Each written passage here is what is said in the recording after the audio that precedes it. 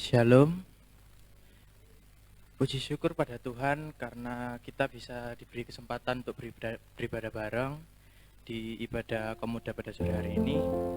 Untuk memulai ibadah Komuda pada sore hari ini, mari kita menyanyikan lagu Karya Terbesar. Kasih yang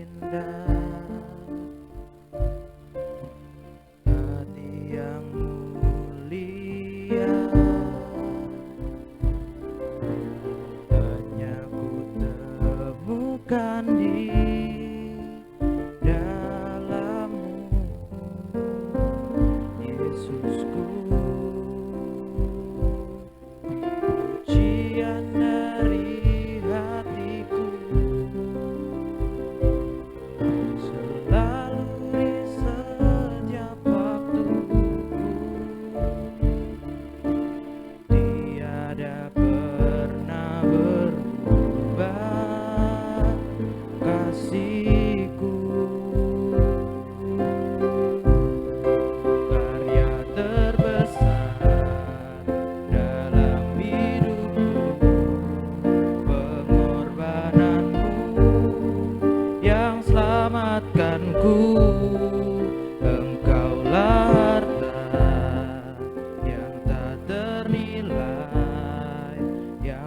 miliki dan ku hargai. Yesus, Engkau ku kagumi.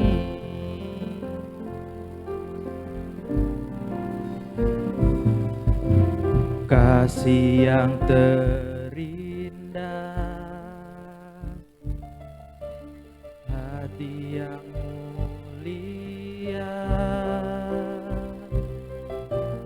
hanya ku temukan di dalam-Mu, Yesusku. Pujian dari hatiku selalu di setiap waktuku, tiada pernah berubah kasih-Ku. Karya terbesar dalam hidupku, pengorbanan-Mu yang selamatkanku. Engkaulah harta yang tak ternilai, yang ku miliki dan ku hargai. Yesus, Engkau ku kagumi. Karya terbesar dalam hidupku, pengorbanan-Mu yang selamatkanku. Engkaulah harta yang tak ternilai, yang ku miliki dan ku hargai. Yesus, Engkau ku kagumi. Yesus, Engkau ku kagumi. Mari kita berdoa. Tuhan, terima kasih Tuhan atas berkat-Mu, Tuhan atas penyembahan-Mu Tuhan, sehingga kami dapat kumpul di sini bersama-sama untuk memuji dan memuliakan nama-Mu Tuhan. Tuhan, kiranya Engkau berkati dari awal hingga akhir ibadah Komuda pada sore hari ini Tuhan. Berkati kami Tuhan, berikan kami semangat yang lebih Tuhan, agar kami dapat menyembah-Mu dengan lebih semangat Tuhan. Terima kasih Tuhan, terima kasih Yesus. Inilah doa dan permohonan kami, hanya di dalam nama Tuhan Yesus kami sudah berdoa dan mengucap syukur. Haleluya, amin. Sekali lagi saya ucapkan shalom. Untuk lagu selanjutnya, Lebih Dari Pemenang.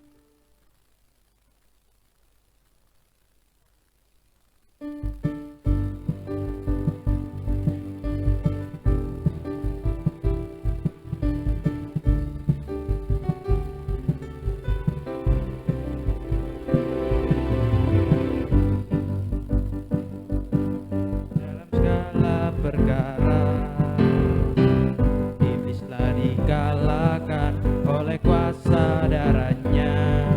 Jika Allah di pihak kita, siapa dapat melawan? Kita lebih dari pemenang,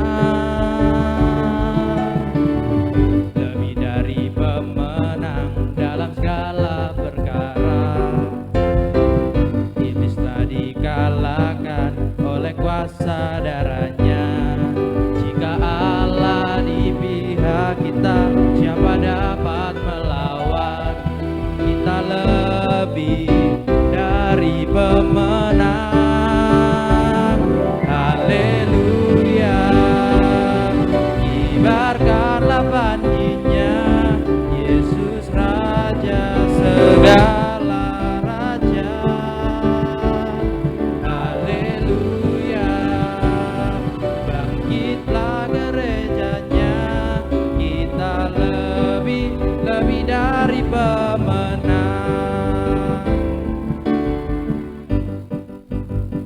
Menang dalam segala perkara.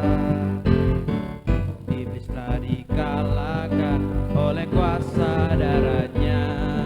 Jika Allah di pihak kita, siapa dapat melawan?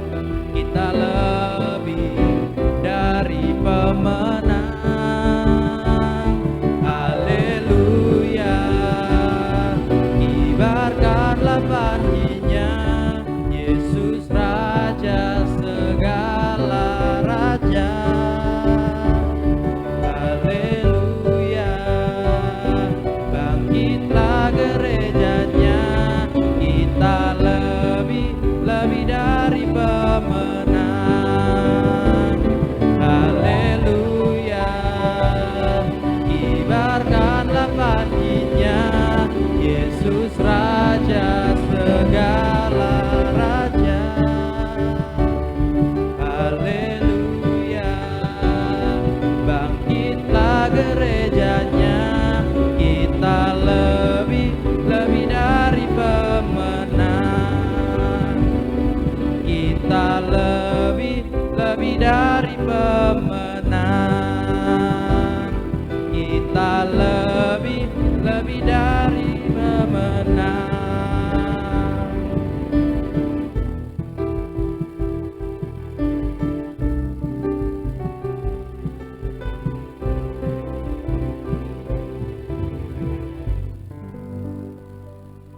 Saya membuka ruang kesaksian buat yang mau bersaksi tentang cinta kasih Tuhan.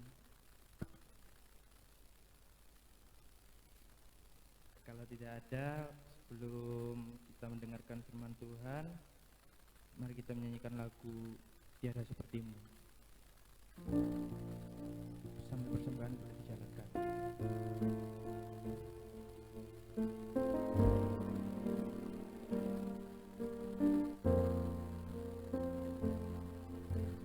Anugerahmu kepadaku tak pernah berubah, perbuatanmu terlukiskan di dalam hatiku.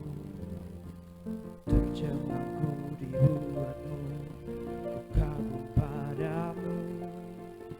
Tak ada hal di hidupku yang luput darimu. Kau indah, kau mulia, tiada sepertimu. Ku ingin hidupku menyenangkanmu.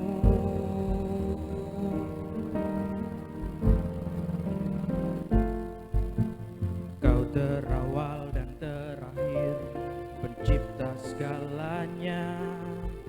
Seluruh bintang pun bersinar oleh ucapanmu. Engkau pun mengasihiku, penulis hidupku. Tak henti segenap nafasku, menyembahmu selalu. Ku puji, ku sembah, tiada sepertimu.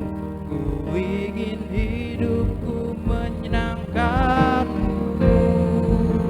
Segala puji, segala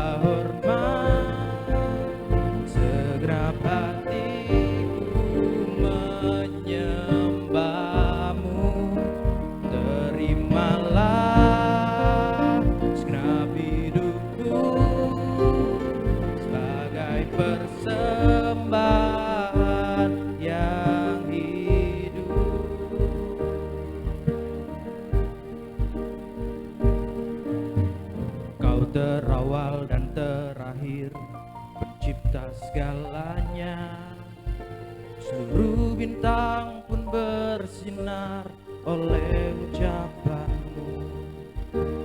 Engkau pun mengasihiku, penulis hidupku.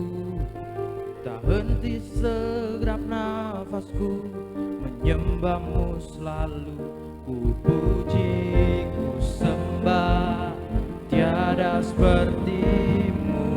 Ku ingin hidupku menyenangkanmu.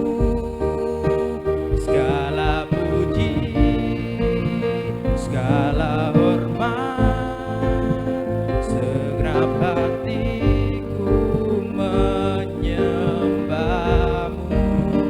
Terimalah segenap hidupku sebagai persembahan yang hidup.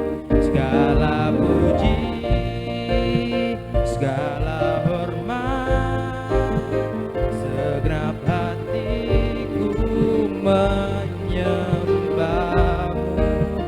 Terimalah segenap hidupku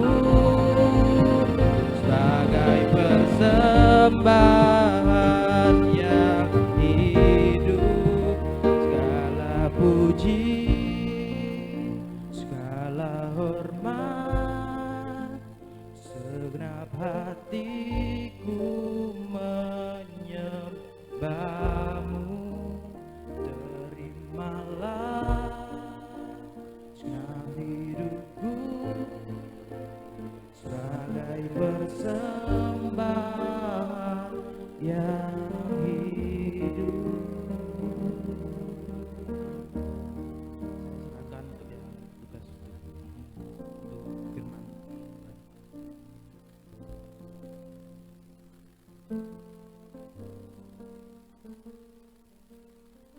Kita bagi berdoa sebentar. Sama-sama tundukkan kepala. Tuhan, terima kasih Engkau sudah memampukan kami sampai tempat ini. Walaupun banyak kekurangan Tuhan, Engkau mengampuni segala kekurangan kami. Engkau memakai hamba-Mu yang hina ini Tuhan untuk menjadi saluran berkat-Mu. Kiranya Tuhan hadir di sini, Tuhan berfirman, Tuhan kiranya kami bisa mendapatkan berkat-Mu dan memberi kekuatan bagi kami. Terpuji nama-Mu Tuhan, di dalam nama Tuhan Yesus Kristus kami menerima firman-Mu. Haleluya. Amin.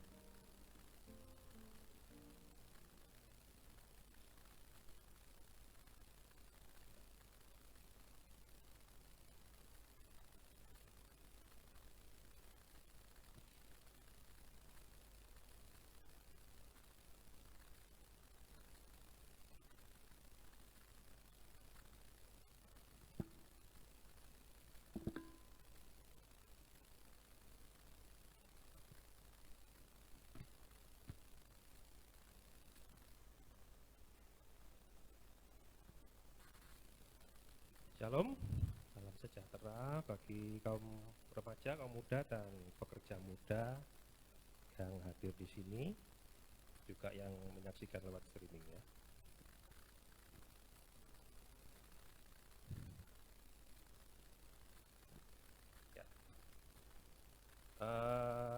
Mari kita baca Alkitab kita di 2 Timotius 3 ayat 16. Segala tulisan yang diilhamkan Allah memang bermanfaat untuk mengajar, untuk menyatakan kesalahan, untuk memperbaiki kelakuan, dan untuk mendidik orang dalam kebenaran. Kita masih mempelajari tentang Alkitab ya.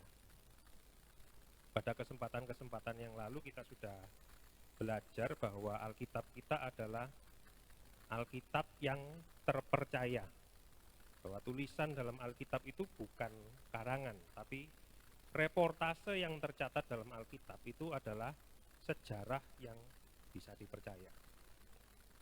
Kemudian kita juga sama-sama belajar bahwa Alkitab itu adalah Alkitab yang berotoritas, bahwa Tuhan sudah berfirman dan firman-Nya itu dicatat oleh hamba-hambanya itu ke dalam Alkitab.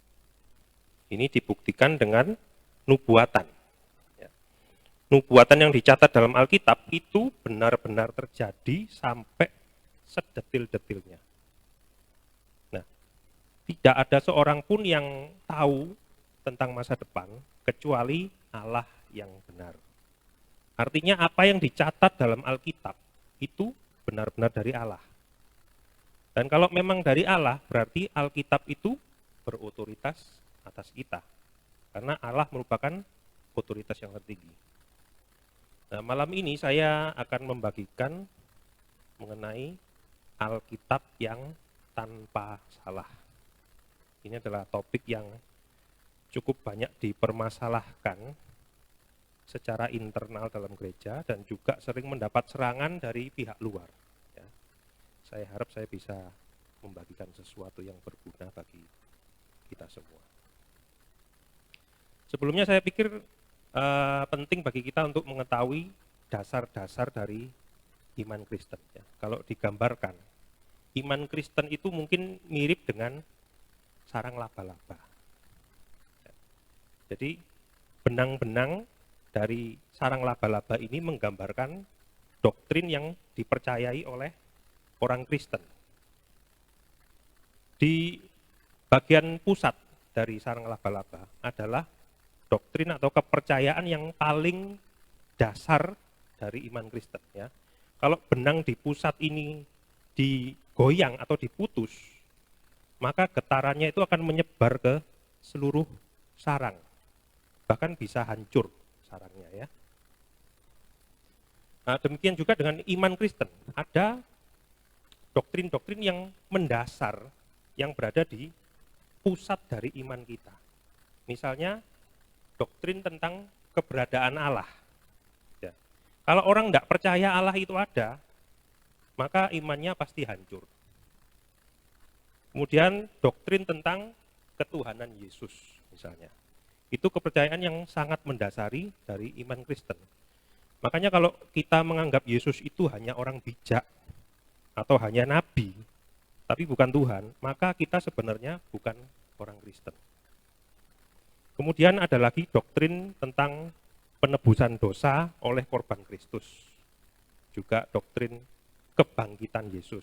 Nah, semua ini adalah kepercayaan yang berada di pusat dari iman Kristen. Tapi ada juga doktrin-doktrin yang tidak sentral, yang letaknya itu di pinggir. Ya. Benang-benang di bagian pinggir ini kalau diputus, tidak terlalu menggoyahkan sarang. Jadi ada doktrin atau kepercayaan dalam Kristen yang kalaupun kita berpikir, oh menurut saya itu salah, gitu, itu kita tetap tidak goyah dalam iman. Ya, getarannya pasti terasa, tapi tidak sampai menghancurkan iman kita. Doktrin yang berada di bagian ini, antara lain itu doktrin tentang usia bumi, misalnya ya. Terus doktrin tentang akhir zaman. Ya. Kerajaan 1000 tahun itu kapan, misalnya. Terus kapan kita itu diangkat? Apakah sebelum zaman kesusahan atau setelah zaman kesusahan? Ya. Setiap gereja itu bisa berbeda dalam hal ini. Tapi semuanya itu tetap Kristen. Nah, saya sendiri belum benar-benar belajar, ya. Tapi sebagai catatan dalam hal ini saya setuju dengan kabar mempelai. Oke. Nah, bagaimana dengan doktrin tentang Alkitab yang tanpa salah ini? Di mana letaknya kepercayaan tentang hal ini? Menurut yang saya pelajari, letaknya itu berada di lebih ke tengah. Ya. Kalaupun benang di sini itu diputus, seharusnya tidak sampai menghancurkan seluruh sarang. Memang getarannya itu pasti terasa ya, tapi sarangnya tidak sampai rusak. Jadi bukan termasuk doktrin yang sentral. Tapi banyak yang meletakkan doktrin ini di pusat dari iman mereka. Makanya ketika orang itu menganggap, loh kok Alkitab kok ada salahnya ya, menganggap ada salahnya, maka imannya itu langsung hancur. Nah ini penting ya. Jadi letakkan kepercayaan itu pada porsinya. Ya, saya percaya bahwa Alkitab kita ini adalah Alkitab yang tanpa salah. Tapi seandainya, kalaupun ada kesalahan, seharusnya tidak membuat kita menjadi murtad. Ya. Kenapa bisa berkata begitu? Coba kita baca di Yohanes 4 ayat 25 sampai 26. Jawab perempuan itu kepadanya, "Aku tahu bahwa Mesias akan datang, yang disebut juga sebagai Kristus. Apabila ia datang, ia akan memberitakan segala sesuatu kepada kami." Kata Yesus kepadanya, "Akulah dia yang sedang berkata-kata dengan engkau." Ini adalah cerita tentang perempuan Samaria yang punya suami banyak. Bentar ya.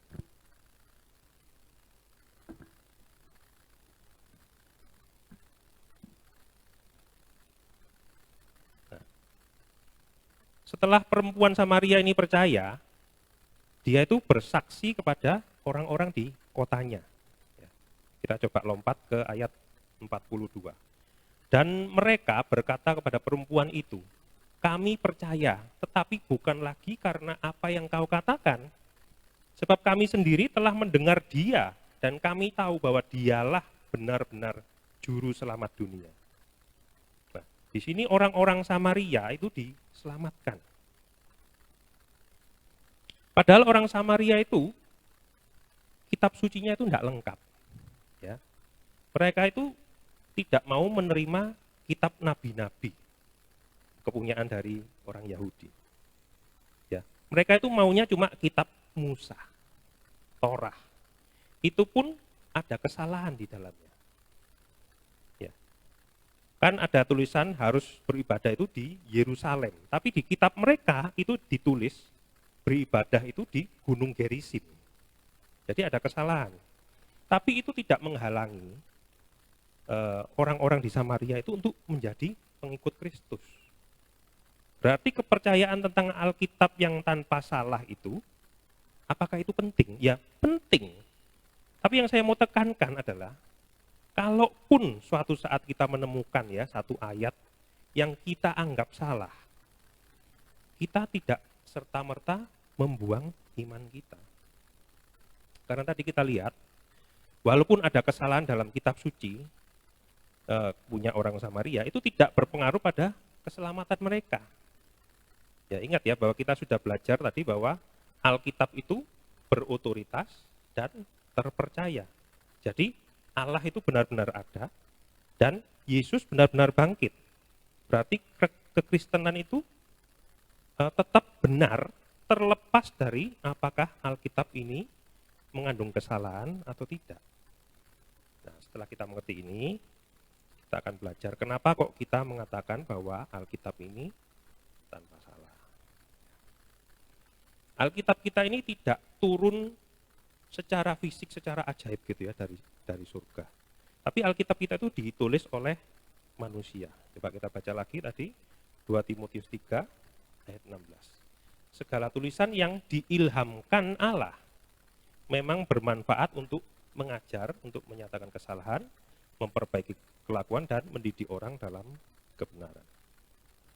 Dalam bahasa lain, diilhamkan Allah itu ditulis dinafaskan Allah. Jadi kalau Alkitab ini benar berasal dari Allah, implikasinya adalah Alkitab tidak akan mengandung kesalahan. Karena Tuhan itu tidak bersalah gitu ya. Tapi Tuhan kan memakai manusia untuk menulis kitab suci. Dan Tuhan itu tidak mendikte penulis. Tuhan juga tidak menggerakkan tangan dari penulis. Semua itu ditulis dengan kehendak bebas dari si penulis. Contohnya coba kita baca di 2 Timotius 4 ayat 13. Ini Paulus berkata pada Timotius ya. Jika engkau kemari, bawa juga jubah yang kutinggalkan di Troas, di rumah Karpus, dan juga kitab-kitabku, terutama perkamen itu. Di sini terlihat bahwa Paulus ini tidak mungkin sedang didikte oleh Tuhan. Ya, masa Tuhan mendikte? bawakan jubah yang kutinggal, enggak mungkin ya. Jadi ini bukan dikte. Juga tidak mungkin Tuhan itu menggerakkan tangan Paulus. Ini ditulis oleh Paulus sendiri dengan kehendak bebasnya. Tapi bukankah manusia ini rentan untuk melakukan kesalahan? Bagaimana caranya Tuhan mengilhami penulis untuk menulis kitab suci? Kita tidak tahu secara pasti. Tapi tidak mustahil bagi Roh Kudus itu untuk menyediakan keadaan di mana penulis ini akan menulis sesuai dengan kehendak Allah. Allah itu bisa mempersiapkan segala sesuatu untuk penulis ini bisa menulis apa yang dikehendaki Allah tanpa mengusik kehendak bebasnya. Nah, kalau Allah yang mengilhamkan tulisan dalam Alkitab, maka implikasinya tadi adalah Alkitab tidak mengandung kesalahan. Nah, tidak mengandung kesalahan dalam apa? Tidak mengandung kesalahan dalam segala sesuatu yang diajarkannya. Ya, sekali lagi, Alkitab yang tanpa salah itu artinya Alkitab tidak mengandung kesalahan dalam segala sesuatu yang diajarkan. Jadi apakah seluruh dari Alkitab ini tanpa salah? Tidak. Ya. Jadi Alkitab yang kita pegang sekarang itu bisa salah. Yang dikatakan tidak mengandung kesalahan adalah tulisan asli dari penulis Alkitab. Ya, sekali lagi yang dikatakan tidak mengandung kesalahan adalah tulisan asli, naskah asli dari penulis Alkitab. Nah, sebelum sampai ke tangan kita, Alkitab itu sudah mengalami penyalinan berkali-kali. Kemudian diterjemahkan. Kemudian ditambah dengan nomor-nomor pasal, ya, nomor-nomor ayat. Juga ditambah dengan judul perikop. Kalau kita membuang judul perikopnya, maka masih ada kemungkinan kesalahan yang disebabkan dari kesalahan penyalinan. Juga disebabkan dari perbedaan penerjemahan. Ya, tapi karena banyaknya salinan dan manuskrip yang dimiliki oleh para ahli Alkitab, maka mereka bisa menyusun apa tulisan asli yang dimaksudkan oleh penulis Alkitab. Ya. Jadi pertama kita akan lihat contoh kesalahan dalam penyalinan. Kita baca 2 Raja-Raja 8 ayat 25 sampai 26. Dalam tahun ke-12 zaman Yoram, anak Ahab, raja Israel, Ahasia anak Yoram, raja Yehuda, menjadi raja. Ia berumur 22 tahun. Ya, pada waktu ia menjadi raja dan setahun lamanya ia memerintah di Yerusalem. Nama ibunya ialah Atalia, cucu Omri, raja Israel. Di sini ada perbedaan dengan Tawarikh. Coba kita baca 2 Tawarikh pasal 22 ayat 2. Ahasia berumur 42 tahun pada waktu ia menjadi raja dan setahun lamanya ia memerintah di Yerusalem. Nama ibunya ia Atalia, cucu dari Omri. Nah, ada perbedaan usia dan para ahli itu punya beberapa teori ya untuk menjelaskan perbedaan ini. Tapi salah satunya adalah bahwa ini terjadi karena kesalahan penyalinan. Jadi ketika dilihat di naskah salinan di Arab dan di Syria, ternyata di sana itu ditulis 22 tahun. Ya. Kemudian kalau dihitung memang seharusnya usia Ahasia ini waktu itu tidak mungkin 42 tahun. Ya. Jadi kalau kita baca terjemahan di bahasa Indonesia masa kini, 2 Tawarikh ini ya, bahasa Indonesia masa kini, Ahasia menjadi raja pada usia 22 tahun. Ya, dan seterusnya. Jadi di sini sudah diganti menjadi 22 tahun. Kenapa bisa terjadi kesalahan penyalinan? Waktu itu saya sudah membagikan ya, bahwa orang Yahudi itu kalau menyalin itu dengan sangat teliti sekali. Ya, ini pedang bermata dua. Karena kalau naskahnya nanti cacat, kemudian dia menyalin itu salah, maka salinan selanjutnya itu akan salah. Apakah mereka yang menyalin ini tidak sadar kalau Tawarikh dan dua raja-raja ini berbeda? Sadar mereka ya, tapi mereka tidak berani mengubah karena begitu dedikasinya pada ketepatan. Tapi kita terbantu dengan salinan-salinan dari daerah lain, dari Arab dan Syria tadi. Kemudian ada juga penyalin yang menambahkan sesuatu dalam salinannya ya. Kita baca di Matius 6 ayat 13. Dan janganlah membawa kami ke dalam pencobaan, tetapi lepaskanlah kami daripada yang jahat. Karena engkaulah yang mempunyai kerajaan dan kuasa dan kemuliaan sampai selama-lamanya. Amin. Ini adalah doa Bapa kami. Ya. Nah, di bagian akhir itu ada bagian yang diberi tanda kurung. Ini menandakan perbedaan dalam salinan. Ya. Ada salinan yang menambahkan kalimat terakhir itu, ada juga salinan yang lebih pendek. Tapi ini penambahan yang tidak mengubah isi dari pengajaran. Jadi di dalam beberapa versi Alkitab, termasuk dari versi Alkitab kita LAI ini ya, terjemahan baru ini, tambahan ini tetap dicantumkan, tapi diberi tanda kurung supaya pembaca tahu bahwa ini ada perbedaan. Gitu ya. Kemudian mengenai perbedaan penerjemahan, kita bisa baca di Kisah Rasul 28 ayat 27. Sebab hati bangsa ini telah menebal dan telinganya berat mendengar dan matanya melekat tertutup, supaya jangan mereka melihat dengan matanya dan mendengar dengan telinganya dan mengerti dengan hatinya, lalu berbalik sehingga aku menyembuhkan mereka. Di sini hanya disebutkan matanya melekat tertutup. Ya. Tapi kalau kita lihat di terjemahan bahasa Inggris ya, English Standard Version, di ayat yang sama, for this people's heart has grown dull, and with their eyes, their ears, they can barely hear, and their eyes they have closed, dan seterusnya ya. Di sini lebih jelas ditulis mereka yang menutup mata mereka.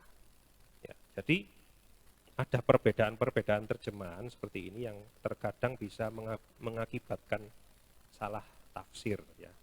Tapi dengan banyaknya versi terjemahan kita bisa semakin mengerti apa yang diajarkan oleh Alkitab. Oke, kita sudah mengerti bahwa penyalinan itu bisa salah dan para peneliti Alkitab bisa menyusun tulisan asli dari Alkitab dengan membandingkan naskah-naskah kuno yang begitu banyak ya. Tapi kenapa masih ada kontradiksi dalam Alkitab? Ya, ini jelas terlihat dalam 4 Injil. 4 Injil ini menceritakan hal yang kurang lebih sama. Tapi kenapa kok bisa ada perbedaan? Beberapa contoh yang dianggap kontradiksi itu misalnya silsilah Yesus. Ya, terus urutan pencobaan Tuhan Yesus di padang gurun. Itu urutannya ada yang berbeda. Kemudian jumlah wanita yang datang ke kubur Yesus pada waktu dia dibangkitkan. Itu ada penulis hanya Maria yang datang, ada yang beberapa gitu ya. Kita harus ingat bahwa Injil itu ditulis oleh manusia pertama ya. Kemudian ditulis dalam budaya di mana dia hidup. Injil ini adalah biografi dari Tuhan Yesus. Nah, biografi zaman abad pertama itu lain dengan biografi abad ke-20. Kalau diteliti ya, biografi yang ditulis pada zaman itu ada perbedaan signifikan dengan cara penulisan kita sekarang. Misalnya kita sekarang sangat mementingkan presisi, ya, zaman itu tidak. Mereka itu lebih mementingkan esensi. Ya. Jadi kalau dianalogikan itu seperti perbedaan antara foto dan potret. Ketika kita pas foto untuk KTP, itu foto. Jadi terlihat bentuk matanya, bagaimana, bentuk hidungnya, terus warna bajunya, kerut-kerut di bajunya terlihat semua, gitu ya. Tapi kalau kita melihat pas foto itu, kita tidak tahu. Waktu di foto itu kita merasakan apa, kita tidak tahu. Ya. Itu tidak mungkin bisa dilihat dari melihat foto. Lain dengan potret. Orang yang menikah itu memanggil fotografer untuk memotret. Dan hasil jepretan itu akan ditampilkan sedemikian rupa. Mungkin warnanya dipercerah, terus diberi blur-blur, bokeh gitu ya, dan sebagainya, sehingga orang yang menikah ini ketika melihat potret mereka tuh bisa mengingat kembali apa yang mereka rasakan pada waktu itu. Nah, biografi pada zaman abad pertama itu bukan seperti foto, tapi seperti potret. Mereka tuh menonjolkan tokoh yang ingin diperkenalkan. Ya, mereka itu tidak begitu mempedulikan mengenai urutan kronologis misalnya. Terus juga kadang bisa menghilangkan tokoh-tokoh yang dianggap kurang penting dan sebagainya. Ya, banyak yang berbeda cara penulisannya dengan sekarang. Nah, ini dilakukan karena harga perkamen zaman itu mahal. Ya. Salah satu alasannya itu. Jadi mereka menulis itu sedemikian rupa agar tokoh yang ditampilkan itu bisa dikenal oleh pembaca dalam media yang terbatas. Apakah berarti penulis biografi zaman itu penipu? Tidak. Ya. Ini adalah praktek yang diajarkan secara formal pada waktu itu. Ya, ada buku-buku mengenai cara menulis yang diajarkan pada murid tingkat menengah. Dalam buku itu diajarkan tentang hal-hal ini, cara parafrase misalnya ya, itu diajarkan pada zaman itu. Jadi ini adalah praktek yang diterima sebagai kebenaran di zaman itu. Jadi penulis tidak sedang membohongi pembaca. Karena para pembaca itu sudah terbiasa dengan cara penulisan yang seperti ini. Nah, ini yang menyebabkan adanya perbedaan dari 4 Injil. Apakah pembaca waktu itu tidak sadar kalau ada perbedaan dari 4 Injil ini? Ya pasti sadar. Ya. Mereka itu juga punya otak. Tapi mereka itu menerima perbedaan-perbedaan itu karena mereka itu mengerti bahwa perbedaan itu bukan esensi dari tulisan ini. Nah, kita 2000 tahun kemudian mungkin ketika membaca jadi merasa aneh. Ya, karena kita tidak mengerti budaya penulisan biografi pada abad pertama. Sebaliknya kalau orang-orang abad pertama kalau membaca tulisan zaman kita mungkin mereka juga bingung gitu ya. Jadi penting bagi kita untuk belajar latar belakang dan budaya penulis Alkitab sesuai dengan zamannya. Jangan dipaksa masuk ke zaman modern. Dan justru kalau Injil itu ditulis dengan gaya penulisan modern, itu malah aneh. Ya. Tulisan abad pertama kok seperti tulisan abad ke-20, jangan-jangan ini palsu Injilnya. Ya. Oke. Jadi kita malam ini sama-sama belajar tentang Alkitab yang tanpa salah. Alkitab yang tanpa salah itu artinya adalah Alkitab tidak mengandung kesalahan dalam apa yang diajarkan. Ya, ini berlaku untuk naskah asli saja. Jadi bisa terjadi kesalahan pada Alkitab yang kita pegang sekarang. Tapi dengan banyaknya manuskrip dan berbagai terjemahan kita itu bisa mengetahui pengajaran Alkitab yang asli, walaupun naskah asli dari Alkitab ini sudah hancur, ya sudah tidak ada. Dan jangan lupa ya bahwa apapun kepercayaan kita mengenai hal ini, kekristenan itu tetap benar. Karena Allah benar-benar ada dan Yesus benar-benar bangkit. Tapi ketika kita memahami arti dari Alkitab yang tanpa salah itu dengan benar, maka kita bisa mengerti bahwa Alkitab kita itu memang tanpa salah. Nah, kalau ada pertanyaan yang lebih lanjut, bisa ditanyakan, bisa lewat grup WhatsApp, atau bisa secara pribadi. Ya. Semoga apa yang saya bagikan ini bisa bermanfaat bagi kita. Kita akhiri di sini. Segala kemuliaan bagi Tuhan. Saya mengajak main musik untuk menyanyikan Firman-Mu Agung.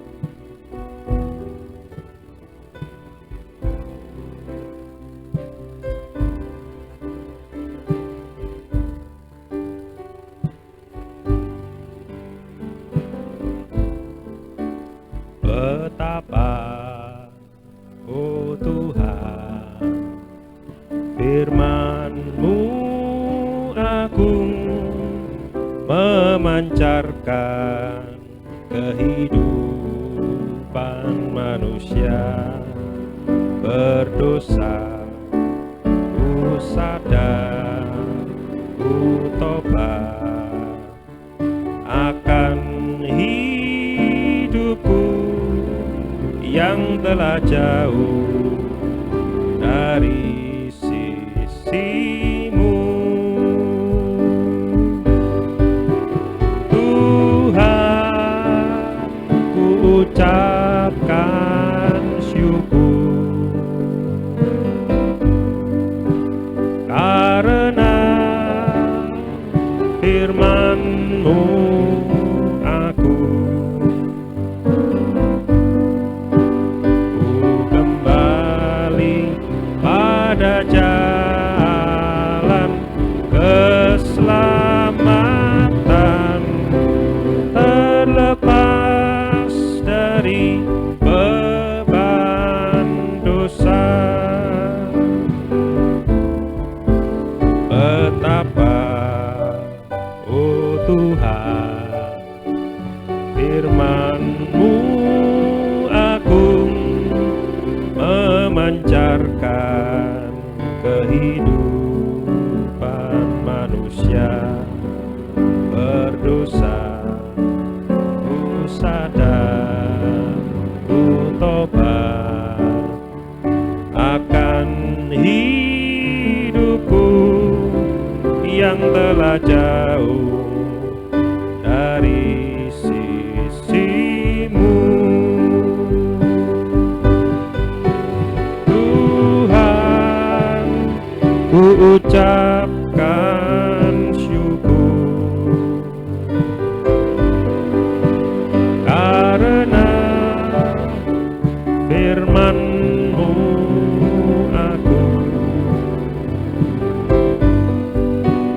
ku kembali pada jalan keselamatan, terlepas dari beban dosa. Refrain. Tuhan, kita sama-sama berdiri. Kan syukur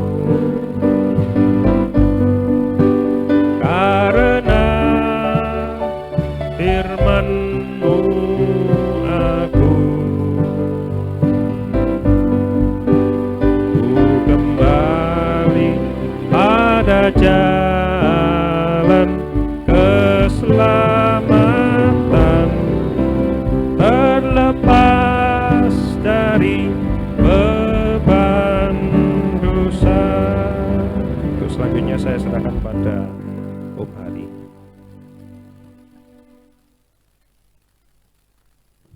Mari kita tundukkan kepala, kita berdoa. Kami mengucap syukur kepadamu Tuhan pada kesempatan petang sore hari ini. Tuhan sudah melawat kami, kaum muda remaja, di dalam pemberitaan firman-Mu. Biarlah sungguh-sungguh firman yang disampaikan saat ini Tuhan menguatkan kami, khususnya iman, pengharapan, kasih kaum muda remaja di tempat ini. Sekalipun Tuhan, seperti dalam penjelasan tadi, ada satu perbedaan antara kitab satu dengan kitab yang lain, tetapi tidak mengurangi esensi dari isi Alkitab itu sendiri, dan tidak bisa mengurangi iman, pengharapan, kasih kami hanya kepada Engkau. Semakin hari kami bisa dikuatkan oleh firman-Mu, karena firman-Mu itulah kebenaran Tuhan, kebenaran yang sesungguhnya dalam kehidupan kami, yang senantiasa menuntun kehidupan kami, yang masih banyak kekurangan kelemahan ini, untuk dituntun pada jalan kebenaran, pada capek jalan kesucian, bahkan sampai jalan kesempurnaan. Itulah sebabnya saat ini Tuhan, kami bersyukur firman Tuhan sudah menguatkan kami, khususnya pemuda remaja, agar tidak dibimbangkan lagi oleh pengajaran-pengajaran yang lain, tetapi kami semakin hari dikuatkan oleh firman Tuhan. Terima kasih Tuhan, terima kasih. Kami juga berdoa buat Koseni saat ini yang sudah memberitakan firman-Mu. Biarlah pelayanan selanjutnya kami serahkan ke dalam tangan-Mu. Tuhan senantiasa pakai, beri hikmat, akal budi yang daripada Tuhan, sehingga pelayanannya semua dapat berkenan, menyenangkan hati-Mu. Banyak jiwa dikuatkan, banyak jiwa yang dimenangkan. Terima kasih Tuhan, terima kasih. Kami khususnya juga berdoa buat kaum muda remaja di tempat ini yang masih sekolah, kuliah. Tuhan tolong mereka, berikan hikmat, akal budi, kepandian bagian daripada Tuhan, supaya mereka juga dapat berhasil dan studinya memperoleh nilai yang baik, naik lulus, dan namamu dipermuliakan. Yang masih juga mencari sekolah perguruan tinggi, bahkan mencari pekerjaan, Tuhan tolong, Tuhan buka jalan, berikan juga sekolah perguruan tinggi, bahkan juga pekerjaan yang baik sesuai dengan firman-Mu Tuhan, sesuai dengan kehendak Tuhan. Terima kasih Tuhan, terima kasih. Kami juga berdoa buat kaum muda remaja yang juga Tuhan percaya untuk memiliki usaha pekerjaan apapun bidangnya Tuhan. Biarlah Tuhan memberkati di tengah-tengah dunia yang sulit ini, agar senantiasa anak-anak-Mu diberkati, juga dapat menjadi berkat bagi orang lain pula. Terima kasih Tuhan, terima kasih. Khususnya juga kami berdoa buat anak-anak-Mu yang saat ini tidak bisa hadir, mungkin yang sakit, Tuhan tolong bilur-bilur-Mu tetap berkuasa untuk menyembuhkan, bahkan sampai menyempurnakan kesehatannya hingga sempurna. Yang dalam masalah, Tuhan selalu memberikan jalan keluar yang terbaik. Yang dalam pergumulan berat, Tuhan selalu memberikan jawaban-jawaban yang pasti. Yang kekurangan, Tuhan cukupkan. Yang kesusahan, Tuhan hiburkan. Bahkan yang mengalami kelemahan, kuatkan iman, pengharapan, kasih kami hanya kepada Engkau. Terima kasih Tuhan, terima kasih. Tak lupa juga kami berdoa buat bangsa dan negara kami. Kiranya Tuhan berkati dengan damai sejahtera, agar kami dapat beribadah melayani Engkau dengan aman dan tentram. Sebentar juga kami akan pulang ke rumah kami masing-masing, jauh dekat Tuhan sertai, tiba di rumah dengan keadaan selamat, dan persembahan yang dipersembahkan untuk pekerjaan-Mu Tuhan balas berlipat kali ganda sesuai dengan janji firman-Mu. Terima kasih Tuhan, Engkau sungguh baik, Engkau sungguh mengasihi kami. Sekarang kaum muda remaja yang dikasihi oleh Tuhan, biarlah kiranya berkat, rahmat, damai sejahtera serta kasih-Nya di dalam persekutuan dengan Allah Bapa, Allah Sang Putra, dan Allah Roh Kudus, yaitu Tuhan Yesus Kristus, menyertai kita mulai dari saat ini sampai selama-lamanya. Dalam nama Tuhan Yesus Kristus kami sudah berdoa. Haleluya. Amin. Selamat pulang, Tuhan memberkati.